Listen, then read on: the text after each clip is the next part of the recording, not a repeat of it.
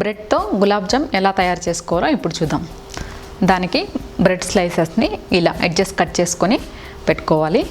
ఒక packet bread ప్యాకెట్కి 1/2 cup milk powder పడుతుంది. 1 కప్పు మిల్క్ అంటే సరిపడినన్ని మిల్క్ వేస్తూ కలుపుకోవాలి. ఒక ప్యాకెట్ బ్రెడ్కి 2 కప్స్ షుగర్ పడుతుంది. ఇప్పుడు బ్రెడ్ స్లైసెస్ని కొంచెం కొంచెం మిల్క్ వేస్తూ కలుపుకున్నాం.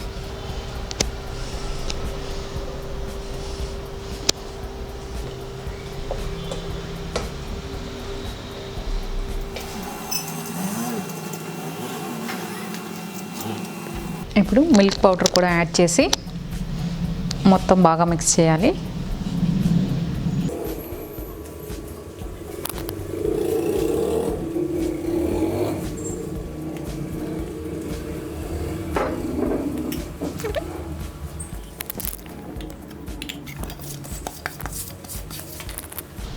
ఇలా బాగా మెత్తగా చపాతీ పిండిలాగా కలుపుకొని ఇప్పుడు ఈ పిండిలో 1 స్పూన్ నెయ్యి వేసుకొని బాగా కలిపితే చేతికి అంటుకోకుండా రౌండ్ చేసుకోవచ్చు.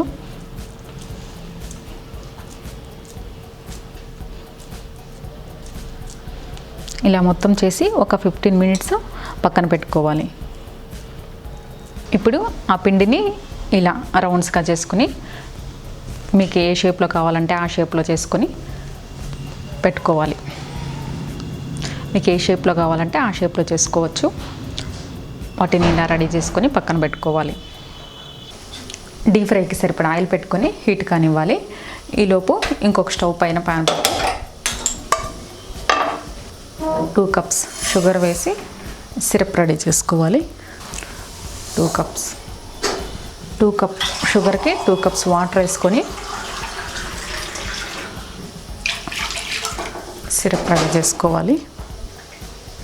ఆయిల్లో ఇవన్నీ వేసుకొని కొంచెం ఫ్లేమ్ తగ్గించుకొని ఫ్రై చేయాలి.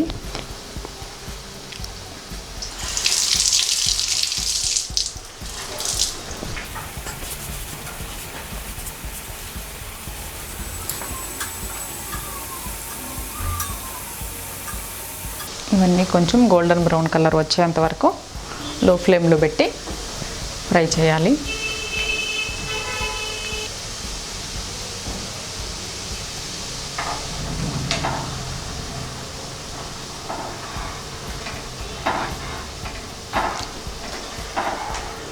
ఈ సిరప్లో షుగర్ అంతా కరిగి బాగా కొంచెం బాయిల్ అయిందో లేదో చెక్ చేద్దాం. కొంచెం బాయిల్ అయ్యాక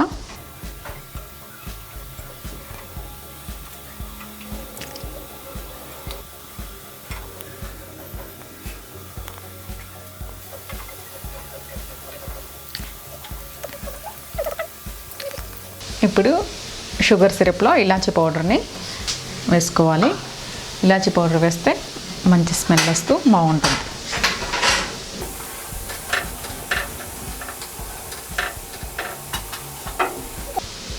ఇప్పుడు ఇవి గోల్డెన్ బ్రౌన్ కలర్ వచ్చేసాయి. ఇవి తీసి షుగర్ సిరప్లో వేసుకోవాలి.